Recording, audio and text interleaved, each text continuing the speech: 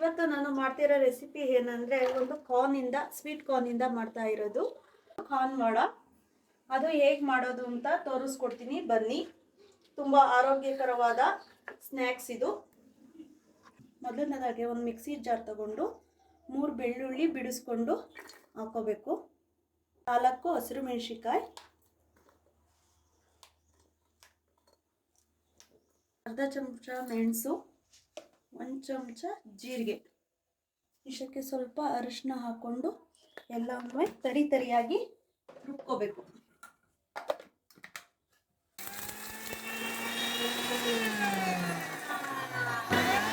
ಅದಾದಮೇಲೆ ನಾವು ಜೋಳನ ರುಬ್ಕೋಬೇಕು.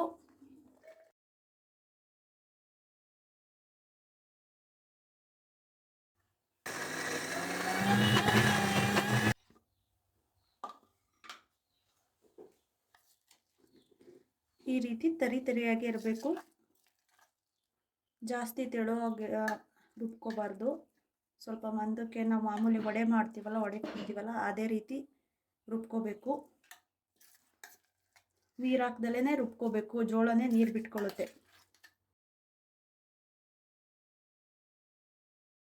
10 ಜೋಳ ತಗೊಂಡಿದ್ದು, ಅದಕ್ಕೆ ಮೀಡಿಯಮ್ ಸೈಜ್ 4 ಈರುಳ್ಳಿನ ಈ ರೀತಿ ಸಣ್ಣದಾಗಿ ಹೆಚ್ಕೊಂಡು ಹಾಕೋಬೇಕು. ಸ್ವಲ್ಪ ಕೊತ್ತಂಬರಿ ಸಣ್ಣದಾಗಿ ಹೆಚ್ಕೊಂಡು ಹಾಕೋಬೇಕು. ಸ್ವಲ್ಪ ಕರಿಬೇವು ಹಾಕೋಬೇಕು ಸಣ್ಣದಾಗಿ ಹೆಚ್ಕೊಂಡು. ಆಗಲೇ ನಾವು ರುಬ್ಕೊಂಡಂಥ ಬೆಳ್ಳುಳ್ಳಿ, ಮೆಣಸಿನ್ಕಾಯಿ, ಜೀರಿಗೆ, ಮೆಣಸು ಅದನ್ನ ಹಾಕೋಬೇಕು.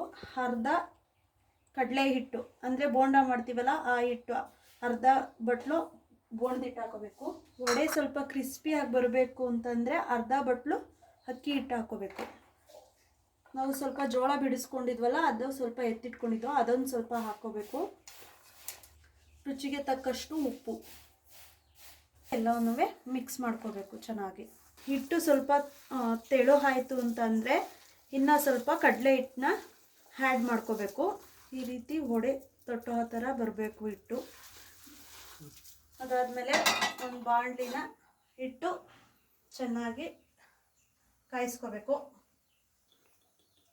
ಎಣ್ಣೆ ಹಾಕ್ಕೊಂಡು ಎಣ್ಣೆ ಚೆನ್ನಾಗಿ ಕಾಯಬೇಕು. ಈ ರೀತಿ ಚಿಕ್ಕದಾಗಿ ಉಂಡೆ ಮಾಡಿಕೊಂಡು ಥರ ಹಾಕೋಬೇಕು.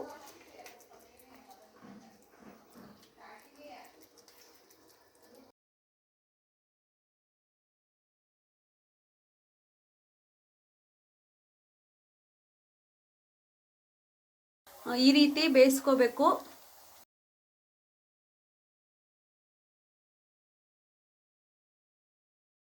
ನೋಡಿ, ಬಿಸಿ ಕಾರ್ನ್ ವಡ ರೆಡಿಯಾಗಿದೆ. ತುಂಬ ಟೇಸ್ಟಿಯಾಗಿರುತ್ತೆ.